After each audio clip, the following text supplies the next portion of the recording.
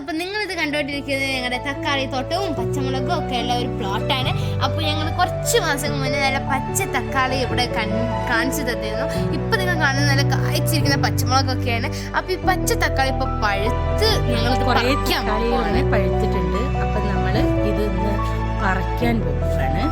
ഞങ്ങൾക്ക് ഇഫ്താർ നോമ്പൊന്നും ഉണ്ടായിരുന്നില്ലെങ്കിൽ ഞങ്ങൾ മുന്നേ പറിച്ചിരുന്നേനെ. പക്ഷെ ഞങ്ങൾ നോമ്പായതുകൊണ്ട് തന്നെ ഈ തക്കാളികളൊക്കെ പറിക്കാത്തതുകൊണ്ട് ഇത്തിരിയൊക്കെ ഇങ്ങനെ പഴുത്ത് പോകുന്നുണ്ട്.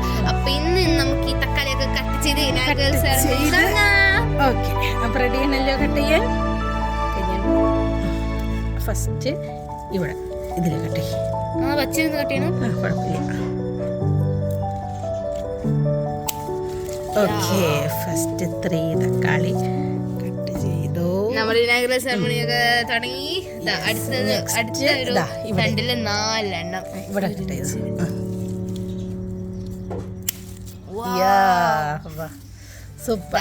4 തക്കാളി പഴുത്ത് നല്ല റെഡ്, നല്ല ഒറിജിനൽ ചോരയും ചോച്ചൊക്കെ വെച്ചിട്ട് നല്ല പഴുത്തിരിക്കുന്ന തക്കാളികൾ നമുക്ക് അടുത്ത ഒരു ഇതിലേക്ക്. ഇത് കണ്ടില്ല മറ്റേ പഴുത്തൊക്കെ വേണം കട്ട് ചെയ്യണം. ഇതാ ഇവിടെ ഇതിൽ നിന്ന് ഈ പഴുത്തത് മാത്രം. ഇതിപ്പോ ഒരു പ്ലോട്ടിലെ തക്കാളികളാണ്. ഇതിൽ നിന്ന് നമുക്ക് പഴുത്തത് മാത്രം കട്ട് ചെയ്യാം. നെക്സ്റ്റ്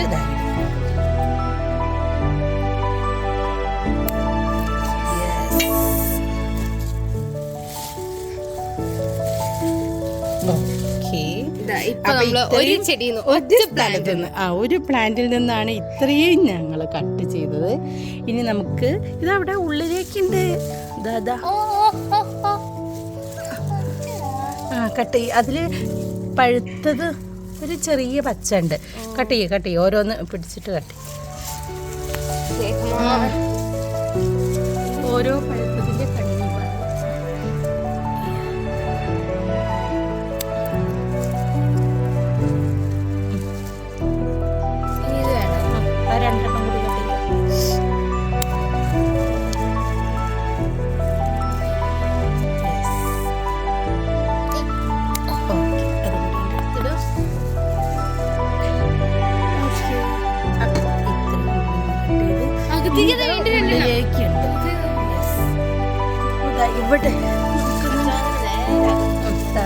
ഇവിടെ ഇതൊക്കെ വെയിറ്റ് കൊണ്ട് തന്നെ ഒരു ചെടി തന്നെ ഒരു 10-15 ഇരിക്കുന്നതുകൊണ്ട് തന്നെ 15 ഇല്ലേ?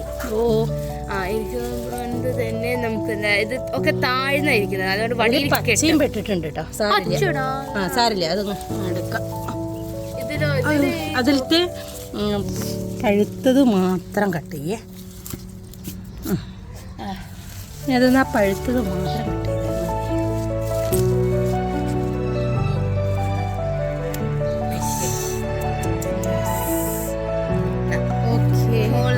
ഇപ്പൊ തന്നെ ഇതാ ഇത്രയായി. ഇത് കട്ട് ചെയ്ത് കഴിയുമ്പോഴേക്കും ഇന്നൊരു 5 കിലോ ഒക്കെ ഉണ്ടാവും വിചാരിക്കുന്നു. ഇതിപ്പോ ഒരു പ്ലോട്ടത്തെ തക്കാളി കേട്ടോ, കഴിഞ്ഞിട്ടില്ല, ഇനിയുണ്ട്. പഴുത്ത് മാത്രം ചെയ്താൽ മതി. നോമ്പായതുകൊണ്ടാണ് നമ്മളിത് കട്ട് ചെയ്യാതെ വെച്ചത്. കാരണം ഞങ്ങളും ഫാസ്റ്റിങ്ങിലാണ്. അതുകൊണ്ട് ഡേ ടൈമിൽ കുക്കിംഗ് ഒന്നും ഇല്ല. വലിയ തക്കാളിയാണ്. ഓക്കെ, ഇനി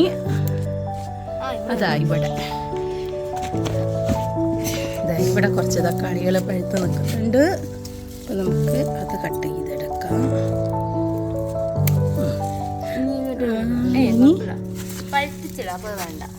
ഇവിടെയൊക്കെ പഴുക്കാനായിട്ടുണ്ട്. പക്ഷെ ഞങ്ങൾ അതൊന്നും കട്ട് ചെയ്യുന്നില്ല. അതും കൂടി കട്ട് ചെയ്തേക്കോ.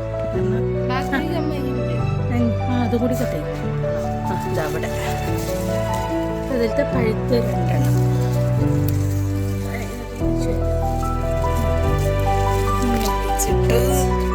Okay, yes.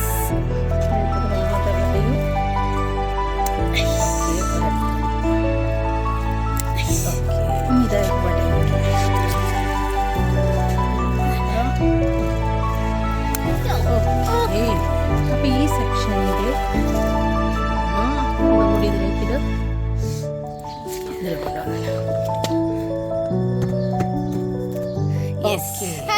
അപ്പൊ നമ്മൾ അടുത്ത പ്ലോട്ടാണ്. ഇവിടെയും ഒത്തിരി തക്കാളികളുണ്ട്. തക്കാളി പ്ലാന്റ്സ്. നോക്കിയാൽ നല്ല മുരിങ്ങമരവും പിന്നെ പിന്നെ ഇത് കറി ലീഫാണ് അതിന്റെ സെന്ററിൽ വലുതായിട്ട് നിൽക്കുന്നത്. ഇതിന്റെ അകത്തുണ്ട് കേട്ടോ നല്ല ചെറിയ ചെറിയ കറി ലീവ്സിന്റെ തൈകള്. അപ്പൊ ഇനി നമുക്ക് ഇവിടുത്തെ കട്ട് ചെയ്യാം തക്കാളി. ഇവിടെ കുറേ തക്കാളി ഇങ്ങനെ ചീഞ്ഞു പോയിട്ടുണ്ട് പറിക്കാതെ നിന്നിട്ട്. അത് കുഴപ്പമില്ല, അത് ഒരുമിച്ച് അങ്ങ് കട്ട് ചെയ്തു.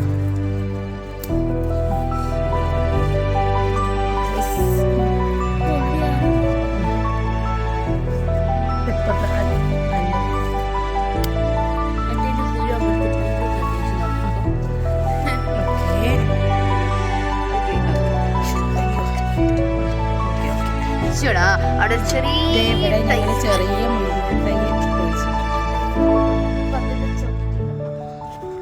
അടുത്തത് ഇവിടെ ഒരു തക്കാളി മാത്രം പഴുത്തിരിക്കുന്നു. ഇനി ഇവിടെ ഉള്ളിൽ ഇല്ല, ഇവിടെ ഉള്ളിൽ ഇനി നമ്മൾ പുറത്തെ പ്ലോട്ടിൽ പോയിട്ട് തക്കാളി പറിക്കാനുണ്ട്. ഇല്ല അവിടെ ഇല്ല. അപ്പൊ ഇതാണ് നമ്മുടെ അടുത്ത പ്ലോട്ട്. ഈ പ്ലോട്ടിൽ നിന്നൊക്കെ അടുത്ത പ്ലോട്ടിലേക്ക് സ്വാഗതം.